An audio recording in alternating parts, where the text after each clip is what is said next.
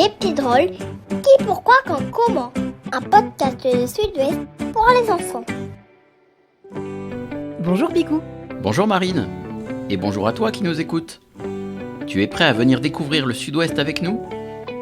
Aujourd'hui, on va parler du grand fleuve qui traverse une bonne partie de notre région. La Garonne. La Garonne est l'un des 5 grands fleuves qu'il y a en France.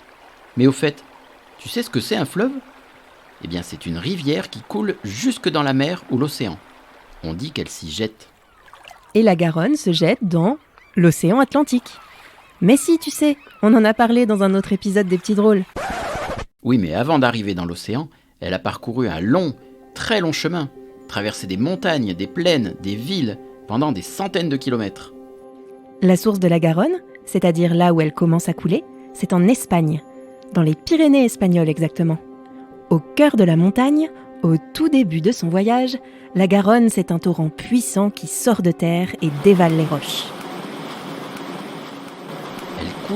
Elle coule, puis elle arrive en France de l'autre côté des Pyrénées et continue sa route en passant à travers plusieurs villes, comme Toulouse, Agen ou Bordeaux. En tout, elle traverse 5 départements. D'ailleurs, des fois, elle leur donne son nom. Par exemple, le département du Lot-et-Garonne, ou le village de Couture-sur-Garonne. Oui, car la Garonne est très importante pour les habitants. Au fil de l'histoire, c'est toujours au bord des rivières que les hommes se sont installés, car c'est là que le terrain était le plus facile pour vivre, cultiver les champs, faire du commerce. Et autrefois, quand les camions, les autoroutes ou le train n'existaient pas encore, le fleuve permettait de transporter presque toutes les marchandises par bateau, depuis les terres jusqu'à l'océan. Grâce à la Garonne, au XVIIIe siècle, la ville de Bordeaux est même devenue le plus grand port de France et le 2e plus grand port du monde. Ah mais oui, Bordeaux, on en a parlé dans un autre épisode des Petits Drôles. Depuis la ville, les navires pouvaient descendre le fleuve pour rejoindre l'Atlantique, en passant à travers l'estuaire de la Garonne, qu'on appelle la Gironde. L'estuaire, c'est l'endroit où le fleuve se jette dans l'océan. Celui de la Garonne, la Gironde, est le plus grand de toute l'Europe. Plus elle se rapproche de l'Atlantique, plus la Garonne s'élargit. À certains endroits, l'estuaire est tellement grand qu'il y a même des îles au milieu. Et aussi, le plus beau de tous les phares français, celui de Cordouan. Du coup, dans l'estuaire, aucun pont ne serait assez grand pour enjamber la Gironde. Pour passer d'une rive à l'autre, sans avoir à faire tout le tour, il faut prendre un bateau spécial, qu'on appelle un bac. Il y en a plusieurs, et ces bateaux sont si grands qu'on peut y monter avec sa voiture. Mais attention, on ne peut pas circuler partout en bateau sur la Garonne. À certains endroits, la navigation est difficile car le niveau de l'eau change beaucoup au fil des saisons. L'été, quand il fait chaud et que l'eau s'évapore, la Garonne atteint son plus bas niveau. On appelle ça l'étiage. Quand il pleut beaucoup ou que la neige de la montagne fond à la fin de l'hiver, le niveau monte. C'est la période de crue. Et la Garonne est parfois dangereuse. L'eau y coule très vite et très fort. Alors s'il pleut beaucoup, elle peut grimper très rapidement. Et c'est l'inondation. Lorsque le fleuve déborde, on dit qu'il sort de son lit. Oh, et quand ça arrive, les habitants qui vivent au bord de l'eau doivent quitter leur maison, car les dégâts sont souvent importants. L'eau entre partout, elle détruit tout sur son passage. C'est vraiment pas rigolo. Et non. Heureusement, pour vivre le mieux possible au bord de la Garonne, les hommes ont construit des digues qui arrêtent l'eau, des ponts pour passer par-dessus, mais aussi un canal. Et oui, comme ça, plus besoin pour les bateaux d'attendre que l'eau soit à la bonne hauteur. Un canal, c'est une rivière artificielle qui longe le fleuve. Le niveau de l'eau est réglé à l'aide d'écluses qu'on ouvre et qu'on ferme en fonction du courant. Comme ça, il y a toujours assez d'eau pour les bateaux. Pour la Garonne, ce canal s'appelle le canal latéral à la Garonne. Aujourd'hui, il est surtout utilisé par des bateaux de tourisme et des péniches. À plusieurs endroits, ces bateaux peuvent s'amarrer à des pontons pour faire une pause, manger, se ravitailler ou passer la nuit. Plutôt pratique, non ? Mais pas besoin d'avoir un bateau pour profiter de la Garonne. Tu peux aussi te promener sur les berges, à pied ou à vélo. Il y a plein de jolis sentiers de promenade à découvrir. Et si tu ouvres bien les yeux, tu pourras peut-être apercevoir l'un des nombreux animaux qui y vivent. L'interview des petits drôles. Bonjour, je m'appelle Manon et j'ai 13 ans. Bonjour Manon. Tu vas pouvoir poser tes questions à Gaël Barraud, médiateur naturaliste de l'association Terre et Océan. Quels poissons peut-on trouver dans la Garonne et quels animaux vivent autour?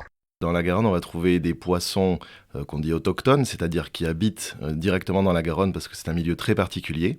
On va trouver les poissons migrateurs, puisque la Garonne, c'est un fleuve qui se jette dans l'océan, et c'est une porte d'entrée pour des poissons qui migrent vers le fleuve ou qui migrent vers l'océan.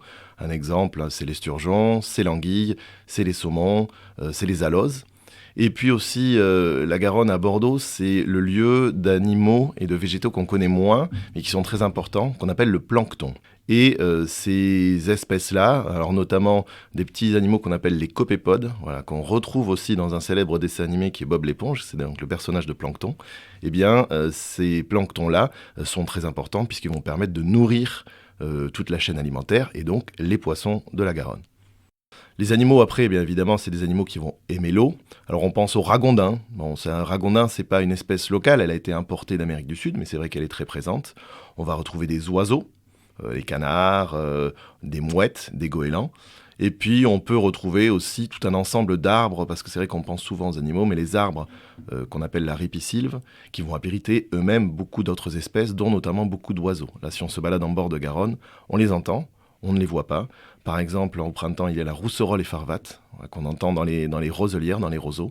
C'est un oiseau qui bégaye un peu, qui fait tip, tip, tip, prap, prap, prap, pip, pip, tip, tip, tip, tip, comme ça. Et c'est assez marrant à entendre. Pourquoi la Garonne est toute marron à Bordeaux? Alors cette Garonne marron fait souvent faire des commentaires « Oh, elle est sale ». Or, c'est un phénomène naturel. C'est la Garonne, c'est la somme de la Garonne, puis des rivières qui se jettent dans la Garonne, puis des rivières qui se jettent dans la rivière qui se jette dans la Garonne, puis là, etc., etc.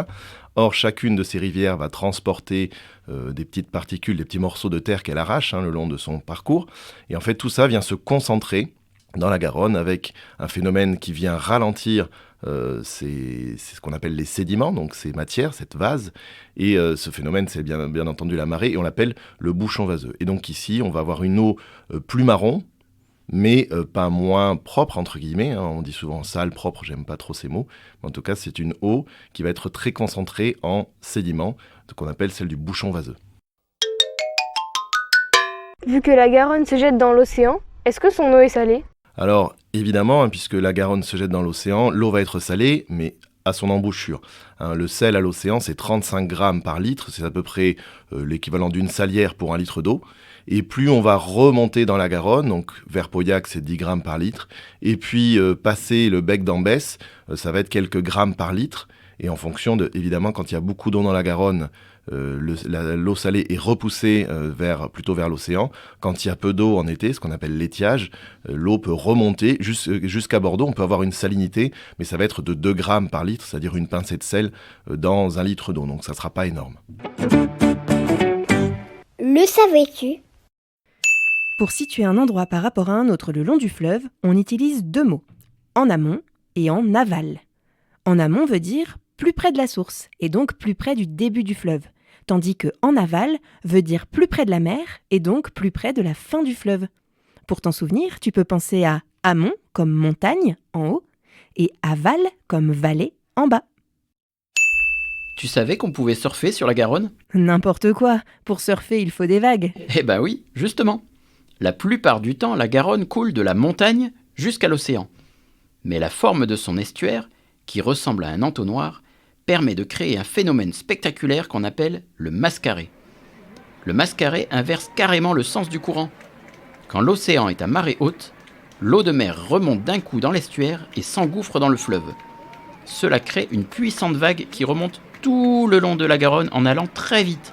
Alors, ça n'arrive pas tous les jours évidemment, il faut que la marée soit importante. Et quand les conditions sont réunies, des surfeurs viennent de très loin pour glisser sur cette incroyable vague.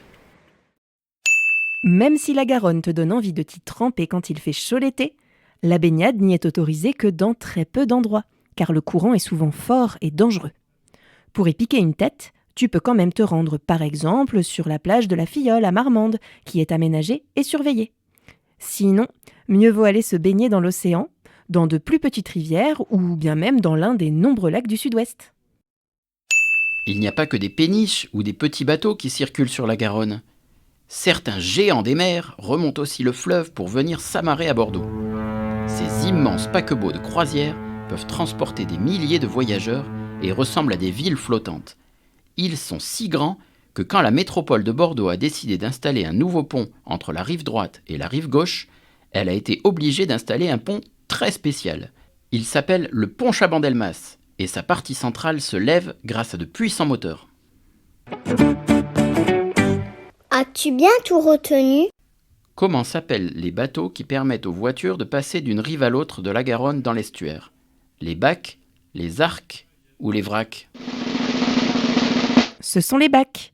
L'été, pendant la journée, un bac part toutes les heures environ. Mais l'hiver, attention, mieux vaut connaître les horaires de départ, car il n'y en a que 7 ou 8 par jour.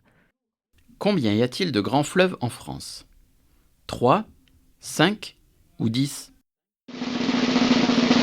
Il y en a 5. Le Rhône, le Rhin, la Seine, la Loire et bien sûr la Garonne. Pourquoi a-t-on construit un canal le long de la Garonne? Pour s'y baigner, pour pêcher ou pour permettre aux bateaux de naviguer? Le canal a été construit pour permettre aux bateaux de naviguer toute l'année, quelle que soit la hauteur de l'eau de la Garonne. Allez, on part en croisière? Voilà, cet épisode est terminé. Merci Marine. Merci Picou. On espère que tu as passé un bon moment avec nous et que tu as appris plein de choses. On se retrouve très vite pour un nouvel épisode des Petits Drôles. Et d'ici là, amuse-toi bien dans le Sud-Ouest. Salut!